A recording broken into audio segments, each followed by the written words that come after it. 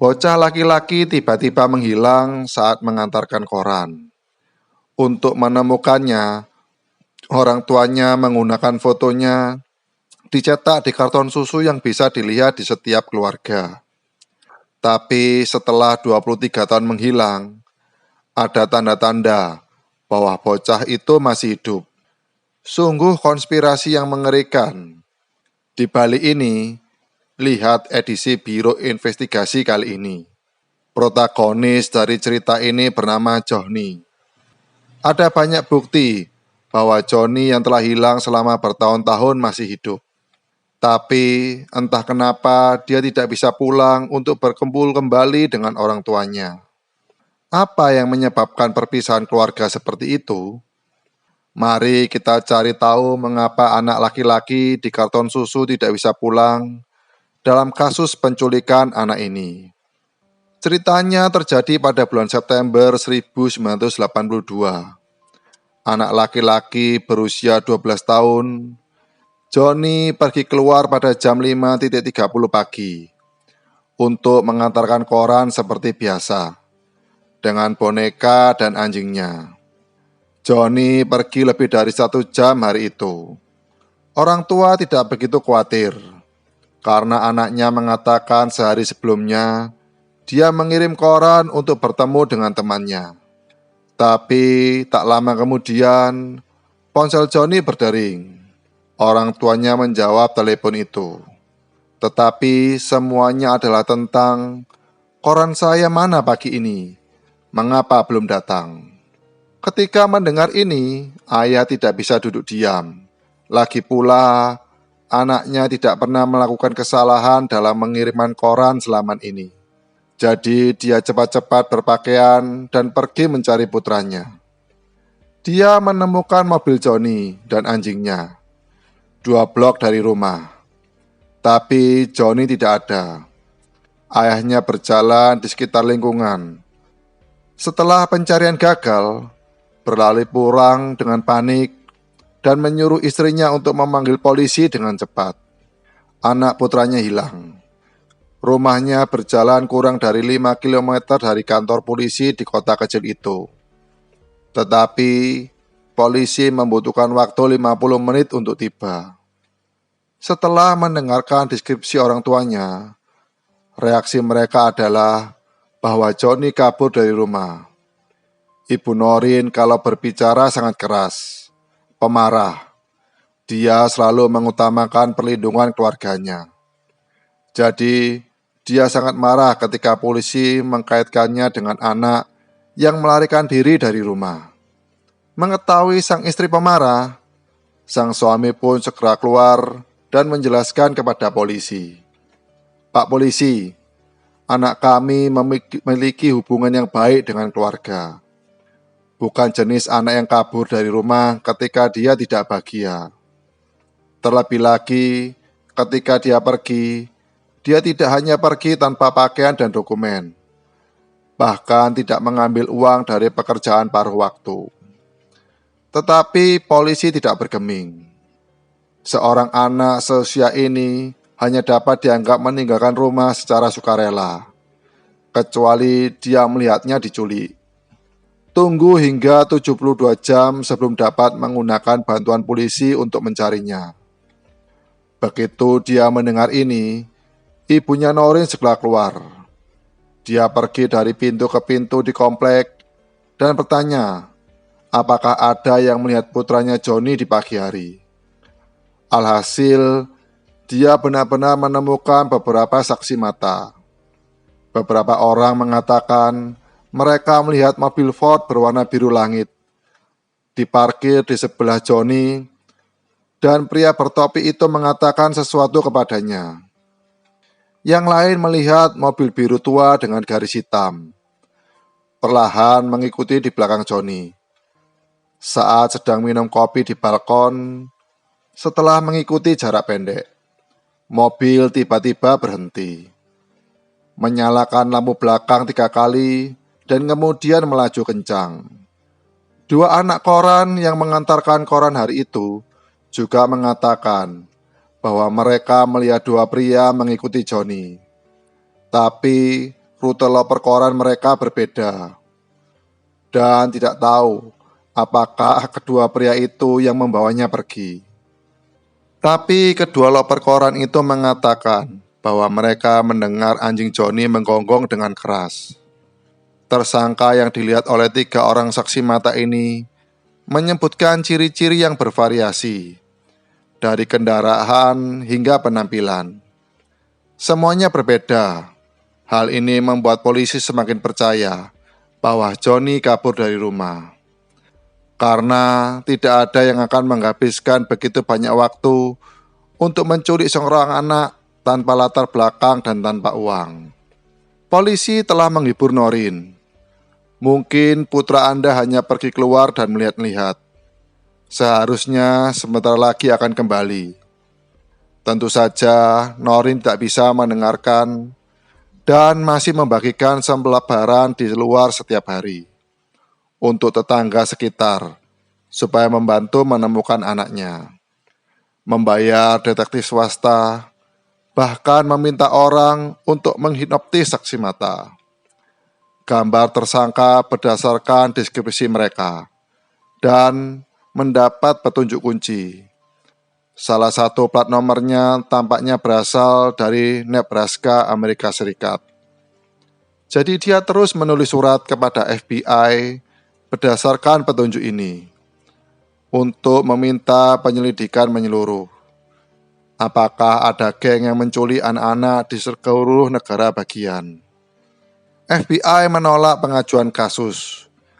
Jawaban mereka adalah, jika Norin tidak dapat membuktikan bahwa putranya dalam bahaya, maka hal ini adalah kasus remaja yang melarikan diri dari rumah.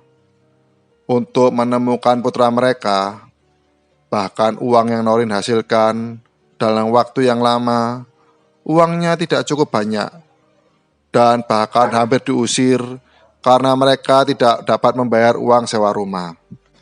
Norin menjual banyak pakaian dan perhiasan dan bersikeras untuk tidak pergi dari rumah itu karena dia takut apa yang akan terjadi jika putranya kembali. Suatu hari setelah pindah rumah, 6 bulan setelah hilangnya Johnny, seorang remaja laki-laki terlihat berlari dan berteriak di tempat parkir di Oklahoma, lebih dari 1.000 kilometer jauhnya. My name is Johnny, my name is Johnny, help me, help me, help, help. Kemudian dia dicegat oleh 2 pria, dimasukkan ke dalam mobil di sebelahnya dan dibawa pergi. Norin juga pergi terbang ke TKP, tetapi tidak mendapatkan apa-apa. Hampir setahun kemudian, seseorang lebih jauh di Colorado menemukan uang $1 yang bertuliskan, "Saya hidup, Johnny Ghost." Uang ini juga dibayarkan oleh Norin. Tapi karena gesekan yang berkepanjangan, tulisan tangan buram, sulit untuk membedakannya. Petunjuk yang terpisah-pisah ini masih tidak terlalu membantu dalam menemukan Johnny. Sudah hampir 2 tahun, sesuatu telah terjadi, benar-benar mengubah jalannya. Ada anak lain yang hilang di komplek lain, hanya 12 km dari tempat Johnny menghilang. Nama anak laki-laki itu adalah Martin, 13 tahun pada saat kejadian, juga seorang loper koran, meninggalkan rumah di pagi hari dan menghilang.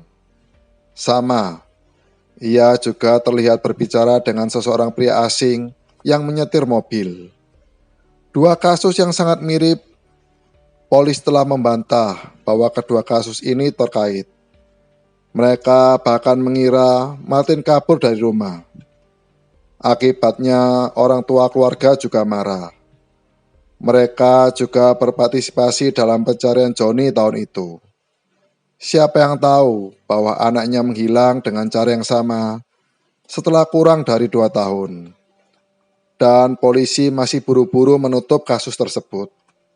Karena anak tersebut kabur dari rumah, jadi kedua orang tua bergabung untuk menekan polisi dan bersama-sama meluncurkan kampanye karton susu untuk mencetak foto-foto anak-anak yang hilang di karton susu.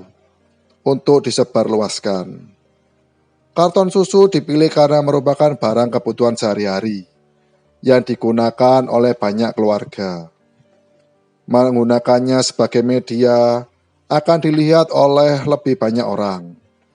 2 anak menjadi anak hilang pertama yang dicetak di karton susu.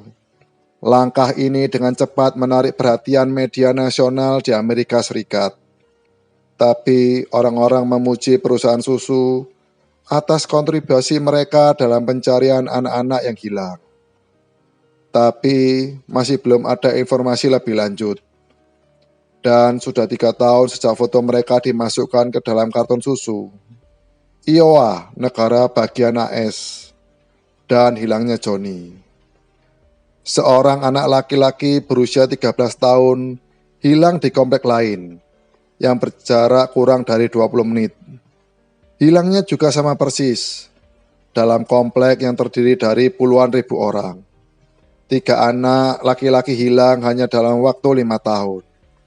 Ini terlalu kebetulan.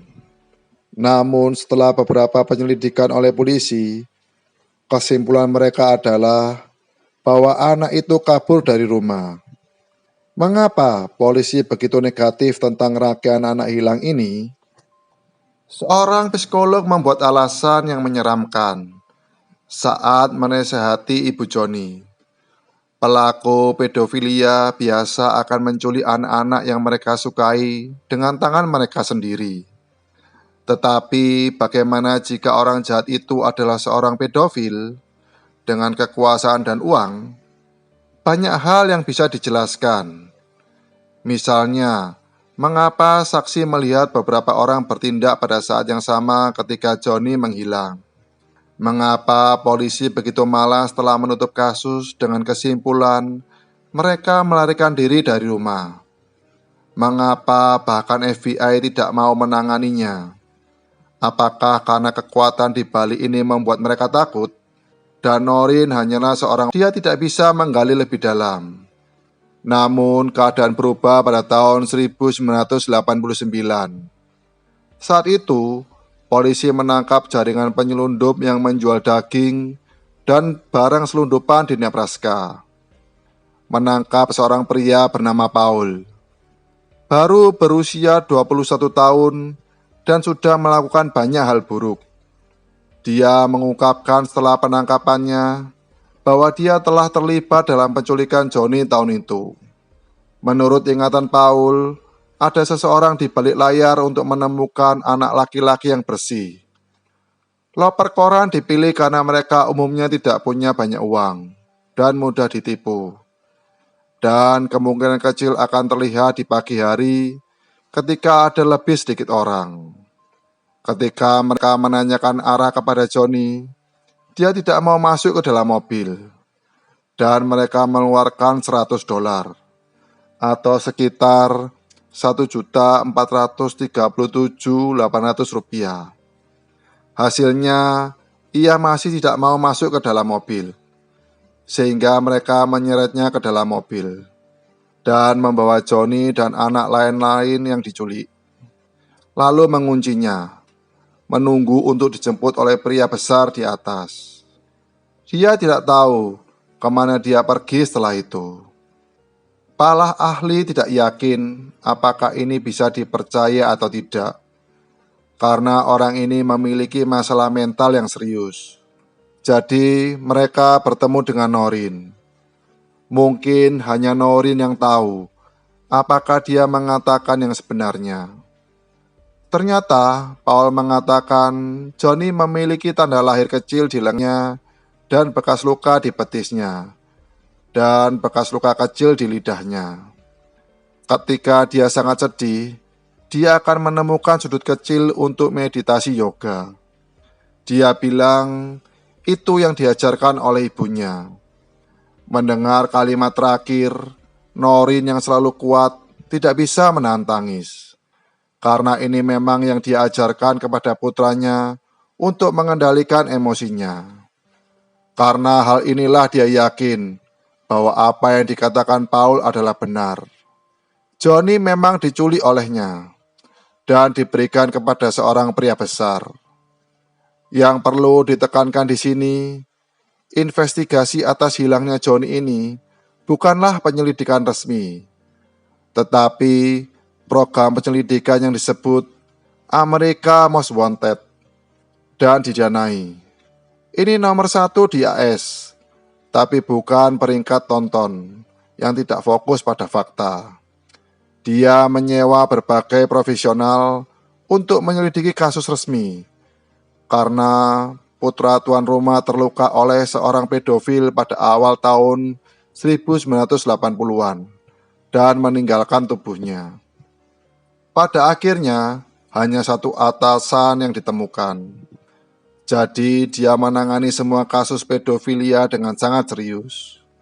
Ketika kru pertunjukan menyerahkan bukti yang dikumpulkan ke FBI, banyak orang berpikir ini akan menggali banyak pedofil.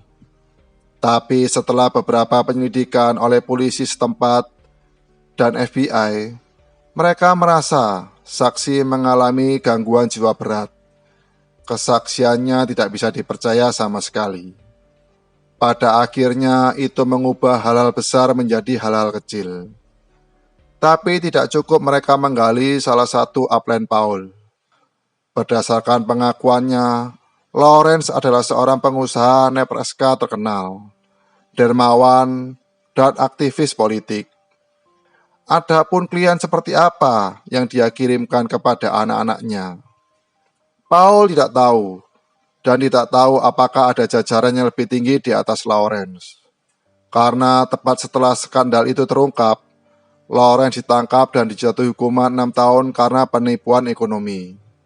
Dia dibebaskan dengan jaminan setelah kurang dari 2 tahun penjara. Anak hilang tetap hilang. Noreen tentu saja tidak bisa membiarkan begitu saja. Dalam dekade berikutnya, dia berkeliling mencari ekspor media.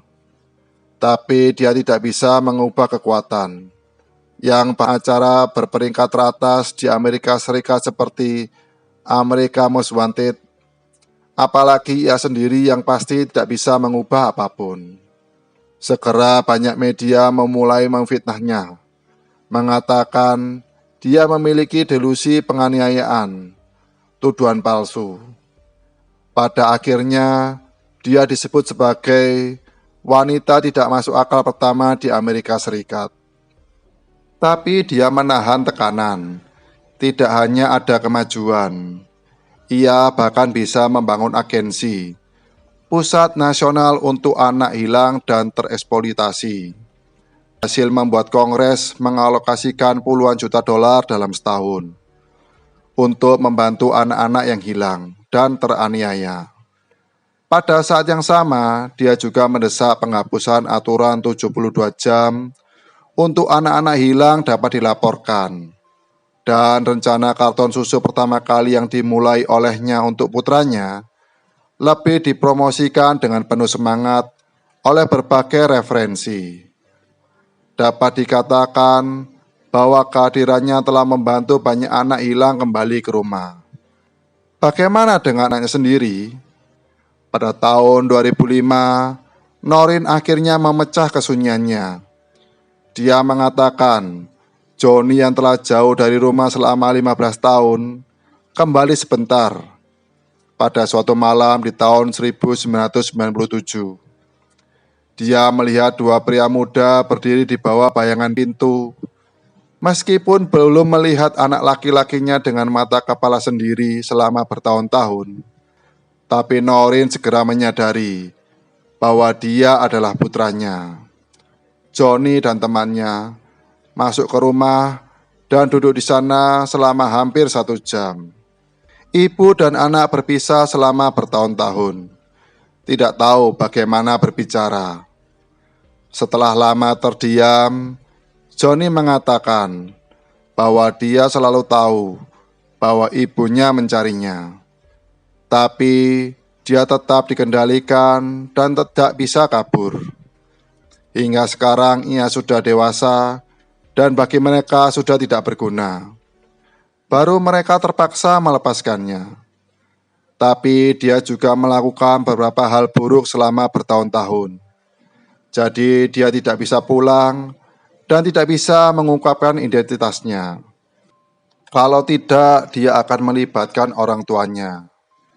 Johnny juga mengatakan bahwa dia kembali kali ini untuk mengucapkan selamat tinggal kepada ibunya. Tidak bisa mengatakan kemana dia pergi, tetapi dia akan memberitahu ibunya menggunakan cara lain, bahwa dia hidup di masa depan. Pada akhirnya, dia mengabaikan ketidakrelaan ibunya dan pergi bersama temannya, menghilang di malam hari, dan tidak pernah kembali. Cerita belum berakhir di sini.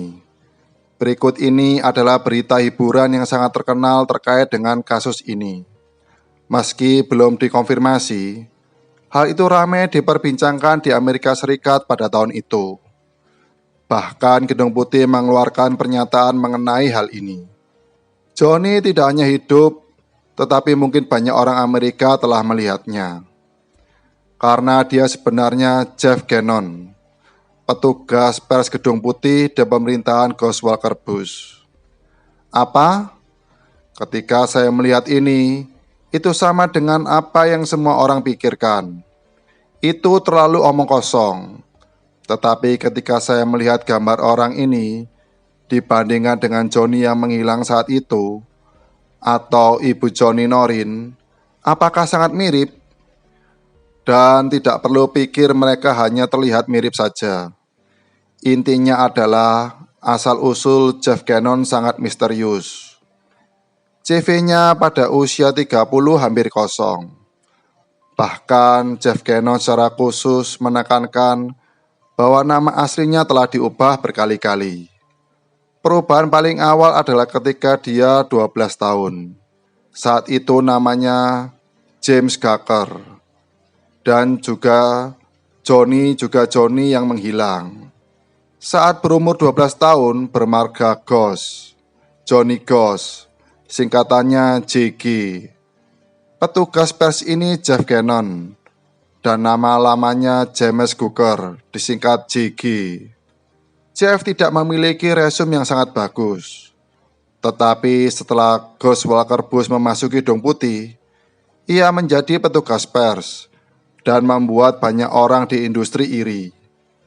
Jadi, orang-orang yang iri ini mulai menggali sejarahnya. Hasilnya, menggali dan langsung mengeluarkan berita besar. Jeff menghabiskan banyak waktu di depan pria dan menjual tubuh mereka untuk melayani pria. Ada berbagai macam foto eksplisit dalam iklannya saat itu. Dia juga menghabiskan beberapa malam di dalam dan di luar Gedung Putih sebelum dia menjabat. Bahkan ada beberapa kali registrasi security tidak diloloskan. Pelanggaran serius semacam itu telah secara khusus diprotes oleh para eksekutif Gedung Putih. Mari kita buat alasan bahwa keluarga presiden tinggal di Gedung Putih. Bisnis sampingan Jeff adalah melayani laki-laki. Dia telah menyelinap melewati keamanan ke Gedung Putih berkali-kali. Siapa target layanan yang paling mungkin? Lalu siapa yang menggunakan kekuatannya untuk menempatkannya di Gedung Putih? Yuk, intip foto-foto mesra Presiden George Walker Bush dan Jeff di berbagai situasi.